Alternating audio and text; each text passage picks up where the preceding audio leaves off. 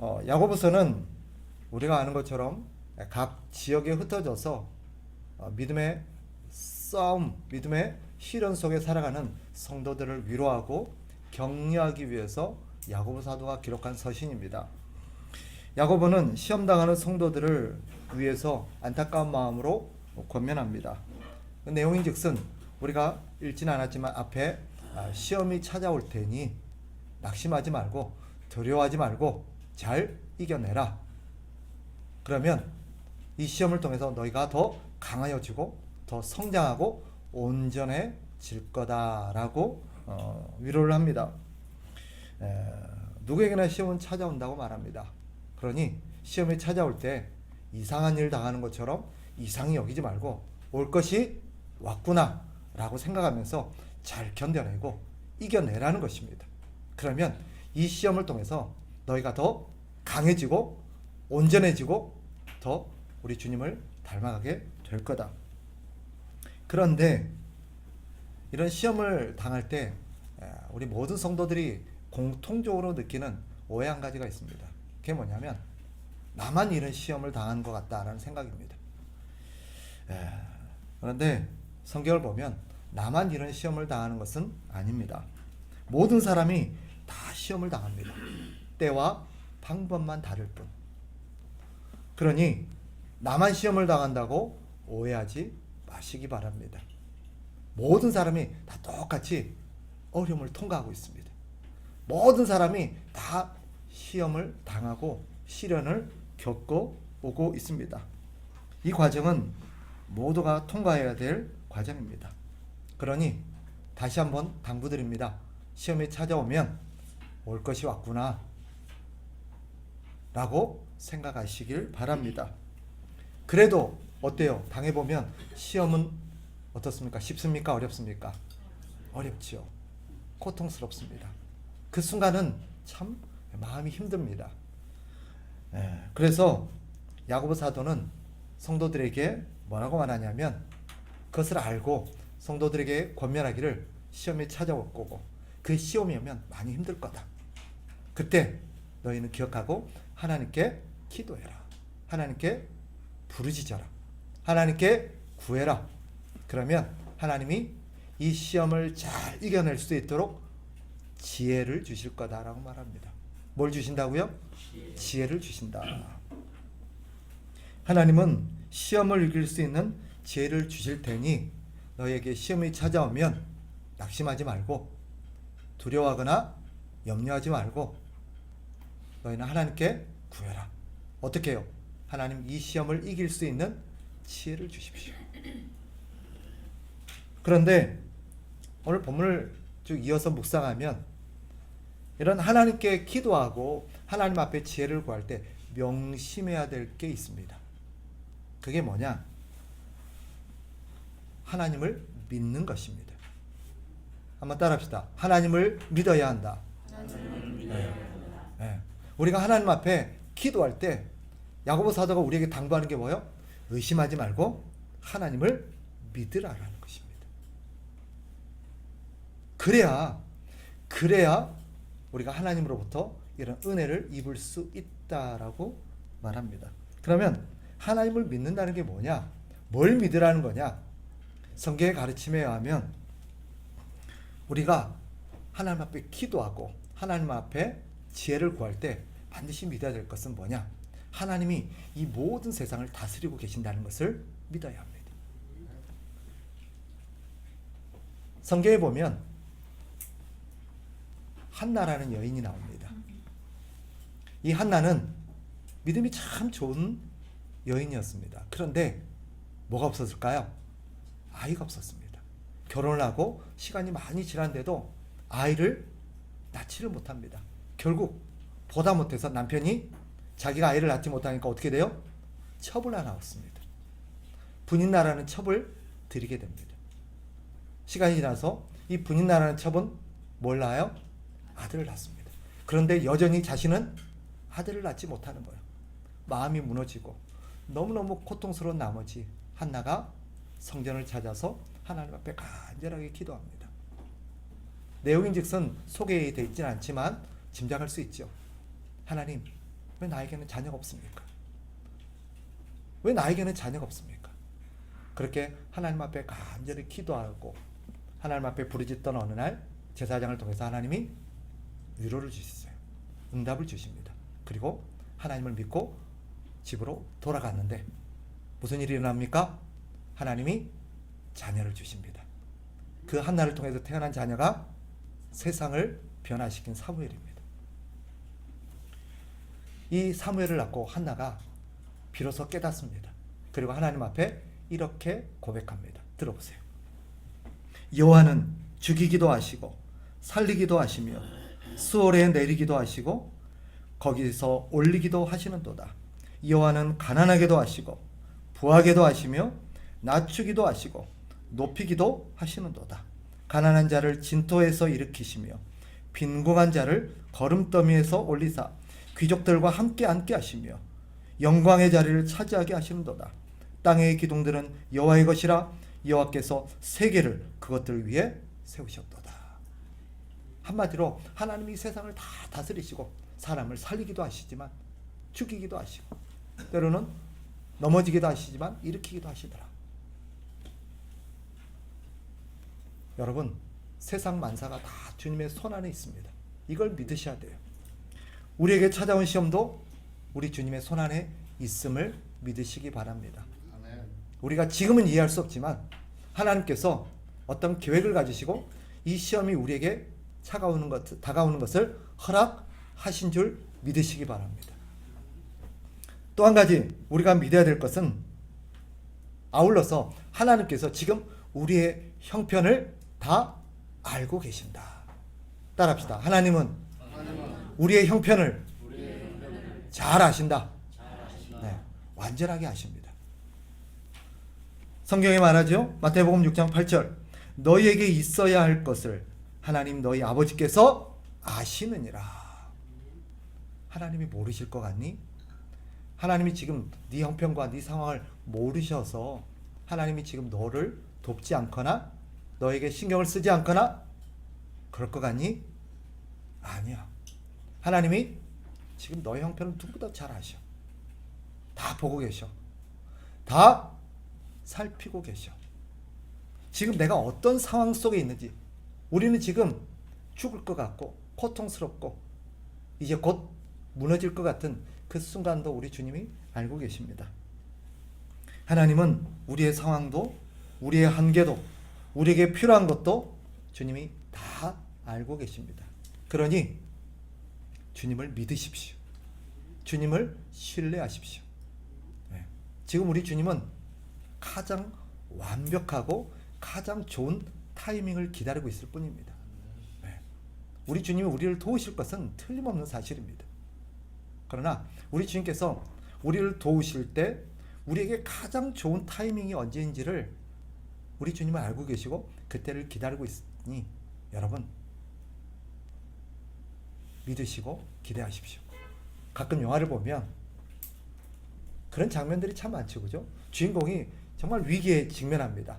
그리고 딱 뭔가 도와야 될 타이밍에 뭔가 도움이 없어요. 그래서 이제 끝났구나 싶을 때 갑자기 상황이 반전이 돼요. 그죠? 그 주인공이 꼭 이렇게 얘기해요. 조금만 빨리 오지. 그게 우리의 마음이에요. 우리의 마음이에요. 그런데도 결국은 어때요? 사실은 그 타임이 가장 극적이에요. 가장 극적이에요. 우리 주님이 그렇게 스릴을 즐기시는 분은 아니지만 사실은 우리에게 있어서 가장 완전한 타임. 그럼 왜 그럴까? 제가 묵상하다 깨달은 것은 뭐냐면 사실 하나님께서 우리를 한계까지 밀어붙일 때가 참 많아요. 보면 그죠? 대충 이 정도 되면 또 개입하셔서 도와주시면 될 텐데 숨이 꼭 끊어질 그 직전까지 아니 그냥 이제는 끝났다 싶을 때까지 하나님께서 우리를 밀어붙일 때가 있더라고요. 그죠? 왜 그런가 생각을 했는데 우리는 그때서야 비로소 이게 하나님의 은혜구나. 이게 하나님의 도우심이구나 하는 것을 고백하게 되기 때문입니다. 좀 일찍 뭔가 해결이 되고 더 어려우기 전에 뭐가 문제가 해결되면 하나님의 도우심보다는 마치 우리가 한 것 같은 느낌이 들 때가 많아요. 여러분, 사사기에 보면 하나님께서 미디안의 압제 가운데 거의 이제 멸망 가운데 있는, 이제는 숨이 끊어질 것 같은 이스라엘 가운데 하나님께서 딱 개입하시는데 누구를 들어 쓰시냐면 기드온을 들어 쓰십니다. 하나님께서 기드온과 함께 하실 거라고 하면서 군사를 모으라 그래요. 그래서 군사를 불러 모았더니 얼마나 모인 줄 아세요? 3만 명이 모입니다. 그런데 하나님이 너무 많대요. 돌려보내래요. 다 돌려보냅니다. 다 돌려보내고 10,000명이 남았습니다. 그런데 아직도 많대요. 그래서 하나님께서 다시금 돌려보내기 위해서 물가로 내려가서 시험을 하고, 몇 명을 가지고 하나님께서 이 백성을 구원하시겠대요? 300명. 나머지 다 돌려보내라는 거예요. 300명 가지고 뭘 하시겠나 싶어요. 하나님은 3만 명을 가지고 하셔도 승리하시는 분입니다. 10,000명을 가지고도 승리하시는 분입니다. 그런데 왜 굳이 300명이 될 때까지 하나님께서 기다리시고 자꾸 돌려보내시고 더 사람의 마음을 무너지게 할까요? 아마 짐작컨대 3만 명쯤 됐을 때 기도는 어땠을까요? 이쯤 되면 해볼만 하겠다. 뭔가 될 수 있겠다라고 싶었을 거예요. 10,000명이 남았을 때도 뭐 어떻게 하면 되겠나? 그런데 300명이 남았을 때는 어땠을까요? 불안이 아니죠. 이거 갖고 뭘 한다는 거고. 아니 300명 갖고 뭐 한다는 거예요. 상대는 10만 명이 넘는데. 하나님께서 뭘 의도하신 거예요? 네가 한 게 아니라 내가 했다라는 거. 만약에 하나님 거기서 밝히세요. 이 3만 명을 가지고 너희를 구원하면 뭐 때문에? 너희가 잘해서, 너희가 잘 싸워서 했을 거라고 생각할 거 아니냐. 난 그걸 원하지 않는다. 전적인 누구의 은혜다? 하나님의 은혜라는 것을 내가 너에게 똑똑히 보이겠다. 너희가 너희를 구원하는 게 아니라 내가 너희를 구원한다는 것을 똑똑히 보여주겠다라고 말합니다. 이게 한계까지 밀어붙이는 하나님의 뜻이라는 것을 깨닫게 됩니다. 세 번째, 우리가 또 믿어야 될 게 있습니다. 그게 뭐냐면 하나님은 항상 우리와 함께하고 계신다는 것을 믿으셔야 합니다. 한번 따라합시다. 하나님은 항상 우리와 함께 하신다. 마태복음 28장 20절, 우리가 잘 아는 말씀이죠. 볼지어다 내가 세상 끝날까지 너희와 항상 함께 있으리라. 아멘. 우리 주님이 말씀하셨어요. 내가 세상 끝날까지 항상 너희와 함께 있겠다. 항상이라는 말은 뭐예요? 어디에나 어느 순간에나 단 한순간도 내가 너희를 떠나지 않고 너희 옆에 너희와 함께 있겠다라는 약속입니다. 주님은 그래서 항상 함께 있다고 했으니 우리가 어디로 가든지 함께 있습니다. 아멘. 어떤 순간에도 우리 주님은 함께 있습니다. 그걸 믿으셔야 돼요. 모두가 나를 떠나고 모두가 나에게 등을 돌리고 나 혼자 버려진 것 같은 순간에도 하나님은 내 곁에 계십니다. 주님은 우리를 도우십니다. 그리고 마지막 한 가지 더 우리가 믿어야 될 게 있습니다. 그게 뭐냐? 따라합시다. 하나님은 나를 사랑하신다. 믿으셔야 돼요. 하나님이 우리를 사랑하십니다. 이걸 믿으셔야 돼요. 요한일서 4장 10절, 사랑은 여기 있으니 우리가 하나님을 사랑하는 것이 아니요 하나님이 우리를 사랑하사 우리 죄를 속하기 위하여 화목제물로 그 아들을 보내셨습니다. 하나님 우리를 사랑하신다고 말합니다. 그런데 어느 정도 사랑하실까요? 네, 독생자 예수 그리스도를 우리에게 보내주셔서 우리를 위해서 희생하실 만큼 사랑하신다라고 말합니다. 하나밖에 없는 그 아들을 우리를 위해서 희생하실 만큼 우리를 사랑하신다는 뜻이에요. 그러니 그렇게 우리를 사랑하는 분이 어찌 우리를 위해서 아끼겠습니까? 어찌 우리를 위해서 모든 것을 주시지 않겠습니까? 로마서 8장 32절 들어보세요. 자기 아들을 아끼지 아니하시고 우리 모든 사람을 위하여 내주신 이가 어찌 그 아들과 함께 모든 것을 우리에게 주시지 아니하겠느냐. 예수님까지 우리에게 주신 분이 뭘 아끼시겠어요? 가끔 우리는 하나님이 너무 인색하시다고 느낄 때가 있어요. 하나님이 우리에게 뭔가를 주기를 아까워하시는가? 하나님이 우리에게 주긴 주시는데 뭔가 좀 일부만 주시는가? 라고 생각할 때가 있는데 아닙니다. 하나님은 하나님이 가지신 모든 것을 우리에게 주시길 원하십니다. 네, 이걸 믿으셔야 돼요. 그래서 오늘 본문에 보면 야고보 사도도 뭐라고 말합니까? 54절에 보면 하나님께서는 우리가 하나님 앞에 달라고 할 때, 구할 때 어떻게 주신대요? 후히 주신다. 어떻게 주신다고요? 후히 주신다. 이 후히 주신다는 것을 다른 데는 어떻게 표현했을까요? 차고 넘치도록 주신다. 이게 후히 주신다는 거예요. 하나님께서, 근데 컵이 어디 갔지? 컵에 주시는데 어떻게 주신대요? 가득 주시는 게 아니라 차고 넘치도록 주시는 거예요. 왜 그래요? 왜 차고 넘치도록 주시는 거야? 그게 하나님의 마음이에요. 하나님이 이 그릇이 너무 작은 거예요. 더 주시고 싶은데. 그래서 조금이라도 덜 채워질까봐 그 잘 채우는 거예요. 그래서 하나님께서 답답하시니까 성경 다른 곳에 뭐라고 말해요? 그릇을 크게 해라. 그릇을 큰 것을 준비해라고 말해요. 왜 그래요? 너 하나님의 사랑을 이 정도밖에 신뢰 못해? 너 하나님을 이 정도밖에 이해 못하고 있어? 그릇이 너무 작아. 이건 뭘 말하는 거예요? 내가 너를 얼마나 사랑한 줄 아니? 내가 너한테 얼마나 많이 주고 싶어 한지 아니? 그래서 뒤에 보겠습니다만 우리가 하나님의 사랑을 풍성하게 더 많이 더 가득 누리지 못하는 이유가 뭘까요? 하나님을 믿지 못하기 때문이다. 제 친구 중에 신학교 동기 중에 어떤 친구가 있었냐면 항상 저를 보면서 불만이 있는 친구가 있었어요.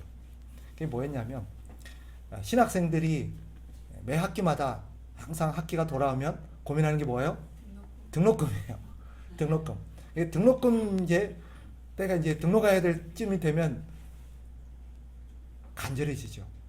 갑자기 기도 처소가 넘치기 시작합니다. 왜요? 등록금이 필요하니까 간절히 기도합니다. 그런데 그 친구에게 일하는 방식과 나에게 일하는 방식이 달랐던 거예요.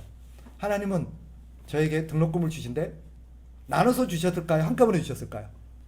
한꺼번에 주셨어요. 예를 들어서 200만 원이 필요하면 어느 순간 200만 원을 딱 주시는 거예요. 그런데 이 친구는 어떻게 하나님 주셨을까요? 조금씩 여기서 10만 원, 저기서 10만 원, 저기서 20만 원, 저기서 30만 원.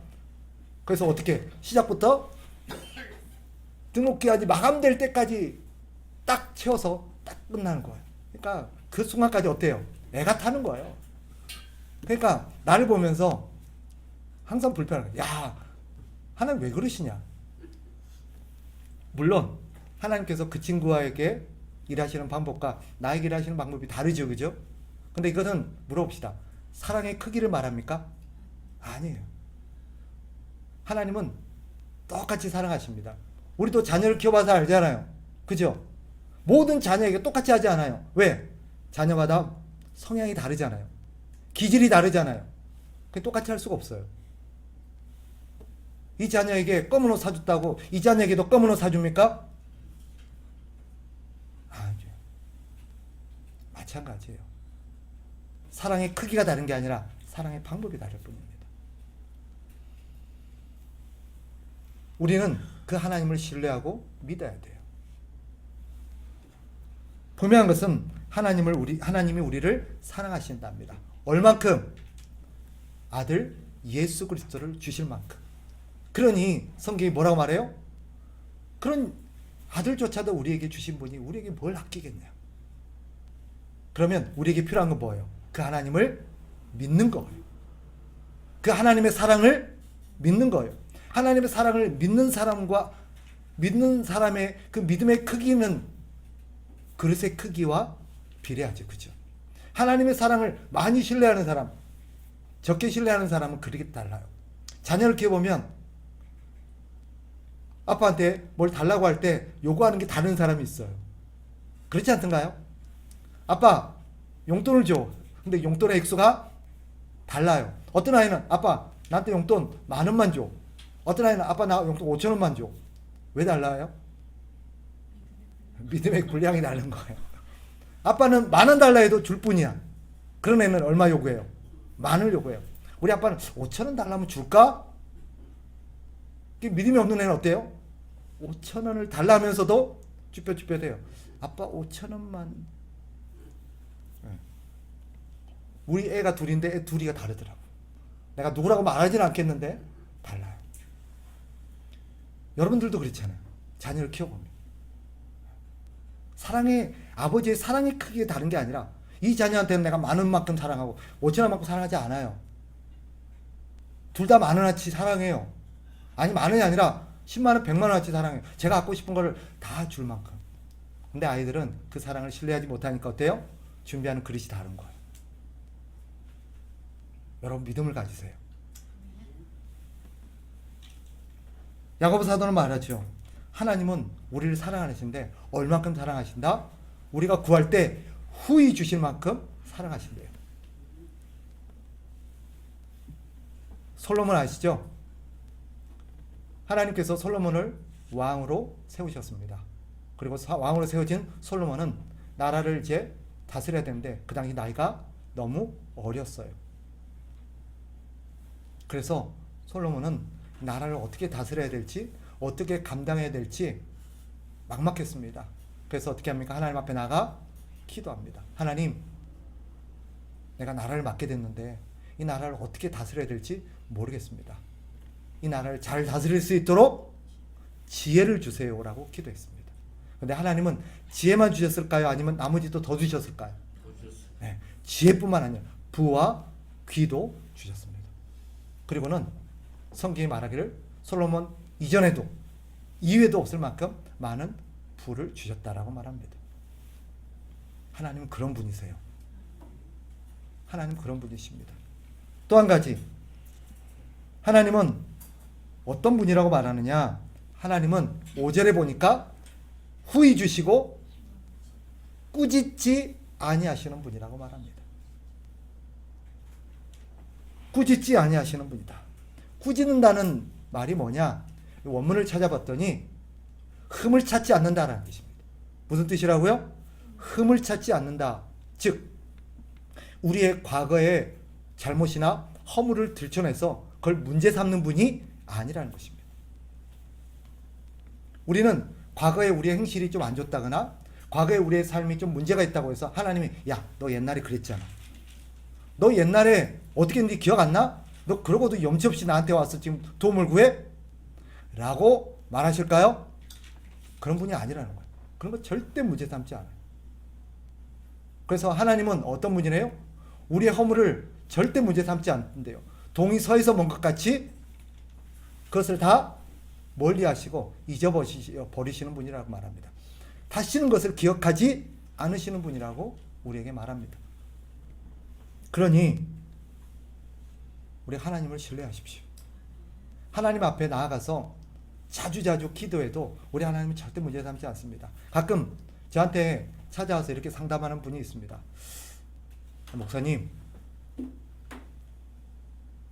하나님 앞에 어떤 것을 기도해서 도움을 구했는데 같은 문제로 또 넘어지고 그 문제를 가지고 또 와서 또 도와달라고 그러고 또 도와달라고 그러면 하나님께서 들어주실까요?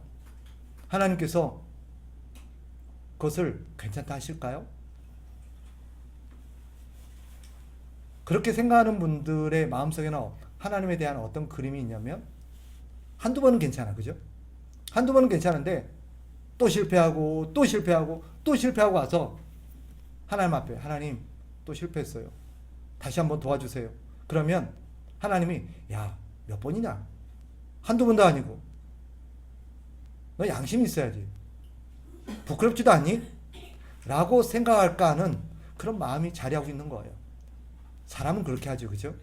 사람은 한두 번 하면 나중에 막 신경질을 냅니다, 그죠? 그런데 우리 하나님도 그러신 분일까요? 아닙니다. 하나님은 절대 그런 것을 문제 삼지 아니하십니다. 우리 하나님은 1000번이고 100번이고 다시 우리에게 격려해 주시고 우리를 도와주시는 분이심을 여러분 믿으시기 바랍니다. 하나님은 약속하셨습니다. 히브리서 8장 12절 내가 그들의 불의를 긍휼히 여기고 그들의 죄를 다시 기억하지 아니하리라 하셨느니라. 아멘. 그러니 히브리서 기대하는 이어서 뭐라고 말합니까? 우리 하나님 앞에 나가서 담대하게 구하자. 들어보세요. 히브리서 4장 16절 그러므로 우리는 긍휼하심을 받고 때를 따라 돕는 은혜를 얻기 위하여 은혜의 보좌 앞에 담대히 나아갈 것이니라. 담대히 나가라. 담대히 나가라는 게 뭐예요?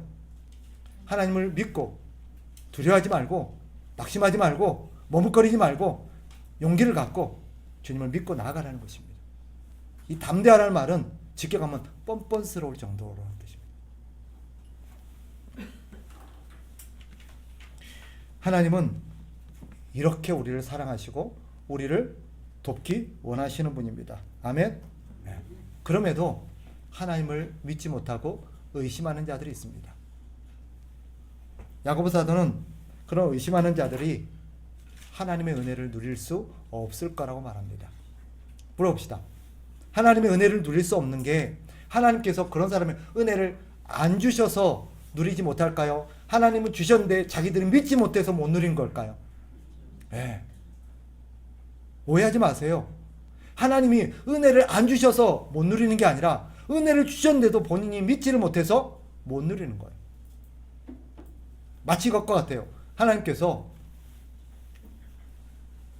하나님 내가 직장이 생기고 직장이 너무 멀어요. 그리고 내가 체력이나 여러 가지 상황에서 대중교통을 이용하기가 너무 힘들어요. 그러니 나에게 조그만 경차 하나를 주세요. 기도했어요. 내가 집 앞에 벤츠가 세워져 있어. 자기는 뭘 기도했어요? 마티즈 기도했어요. 근데 하나님 벤츠를 주셨어. 근데 벤츠를 보니까 이 하나님이 나한테 주신 건가? 확신이 없는 거야. 그래서 벤츠를 못 타요. 또 벤츠 타면 내가 감당이 될까? 하고 못 타요. 벤츠 타면 하나님 감당할 수 있도록 다 채워주실 텐데 우리가 못 하고 있는 거예요. 자, 물어봅시다. 하나님이 안 주셔서 못 하는 거예요? 주셨는데 믿지 못해서 못 하는 거예요? 우리가 그래요. 믿지 못해서 못 누리는 거예요. 여기서 의심한다는 것은 마음이 나누어진다는 뜻입니다. 이랬다 저랬다 하는 거예요. 즉 하나님의 말씀을 들을 때는 아 그렇구나 그래야겠다 이제 하나님 믿고 나가겠다 라고 했다가 예배당 문을 열고 딱 돌아가서 현실을 딱 맞닥뜨리니까 갑자기 현실이 나를 믿지 못하게 만드는 거예요. 되겠나? 되겠나? 여러분 베드로를 기억하십니까? 베드로와 제자들이 배를 타고 갈릴리 호수를 지나갈 때 풍랑을 만납니다. 그때 주님이 안 계셨어요. 또 이들이 두려워 떱니다. 그때 누가 오세요? 예수님이 딱 오십니다. 근데 예수님이 그냥 오시는 게 아니라 극적으로 오세요. 어떻게 오셨어요? 물 위를 걸어서 오시는 거예요. 처음에 베드로는 뭔 줄 알았어요? 유령인 줄 알았어요. 귀신인 줄 알았어요. 근데 예수님이 나 귀신 아니야. 나야. 베드로가 뭐라 그래요? 진짜 주님이에요? 그러면 나도 주님처럼 물 위를 걸으라고 해보세요. 그래? 이리 와. 걸어와. 베드로가 어떻게 해요? 물 위를 걸었어요? 못 걸었어요? 물을 딱 내딛는 순간 빠졌을까요? 안 빠졌을까요? 안 빠졌어요. 왜? 믿음이 없어요. 주님 뭐라 그랬어요? 너도 그래 괜찮아. 너도 걸을 수 있어. 이리 와봐. 그러니까 베드로가 알았어요. 믿고 가요. 그래 와. 그리고 물 위를 걸었어요. 놀랍게도. 인간이 물 위를 걷는 최초의 인간이 되었어요. 그러니까 물 위를 딱 걷는데 갑자기 순간 뭐가 눈에 확 들어와요? 풍랑이 파도가 막 눈에 확 들어오는 거예요. 내가 지금 뭐 하고 있는 거지? 하는 순간 어떻게 돼요? 물에 빠져요. 그때 예수님 뭐라 그래요? 들어보세요. 예수님이 이렇게 말합니다. 예수께서 즉시 손을 내밀어 그를 붙잡으시며 이르되 믿음이 작은 자여 왜 의심하였느냐라고 말합니다. 의심 때문이에요. 의심 때문이에요. 그가 의심하지 않고 주님을 온전히 믿었더라면 무슨 일이 벌어졌을까요? 주 앞에까지 무리를 걷는 놀라운 은혜를 누렸을 거예요. 그런데 왜 은혜를 누리지 못하고 빠졌을까요? 하나님 예수님께서 무리를 걷는 능력을 안 주셔서가 아니에요. 무리를 걷도록 허락해 주셨는데 본인이 믿지를 못해서 빠진 거예요. 아시겠어요? 왜 하나님 나에게 은혜를 안 주세요? 왜 하나님 나를 안 도우세요? 아니에요. 하나님 우리에게 은혜를 주시고 우리를 돕기를 원하세요. 그런데 우리가 믿지를 못해서 하는 거예요. 그래? 하나님께 우리에게 말아요. 우리가 하나님 앞에 기도하죠. 하나님, 나 좀 도와주세요. 내가 이런 상황이 어려워요. 알았어. 내가 너를 도울 테니까 내 말을 믿고 내가 하라는 대로 해. 알았어요. 그런데 현실에 딱 나가보니까 사람들이 이 말하고 저 사람은 저 말하고 상황이 막 그래요. 그러니까 갑자기 우리 마음속에 불현듯 의심이 들어와요. 그런다고 될까? 이 사람은 안 된다고 하는데 현실은 그렇지 않다고 말하는데 에이, 안 되겠지? 결국 어때요? 그렇게 못해요. 그래서 은혜를 못 누리는 거예요. 여러분, 하나님을 믿으십시오. 하나님께서는 우리를 도우실 능력이 충분하십니다. 아멘? 그 완전한 능력을 가지신 분이 놀랍게도 우리를 사랑하십니다. 아멘? 네. 하나님은 우리를 도우실 능력이 충분하세요. 그리고 그 전능한 능력을 가지신 분이 우리를 사랑하십니다. 얼만큼 사랑하세요? 독생자 예수 그리스도를 우리에게 주실 만큼 사랑하십니다. 그 하나님 우리를 위해서 뭘 아끼시겠습니까? 하나님 지금도 우리에게 어떻게 주고 싶어 하세요? 후히 흔들어 차고 넘치도록 주기를 원하세요. 그 주님을 여러분들이 믿으시기 바랍니다. 네. 10번이고 100번이고 주님의 도우심을 구하세요. 절대 우리 주님은 우리를 꾸짖지 아니하시는 분이십니다. 그런 주님을 믿고 이 시험을 또 시련을 승리하는 저와 여러분 되시기를 주의 이름으로 축복합니다.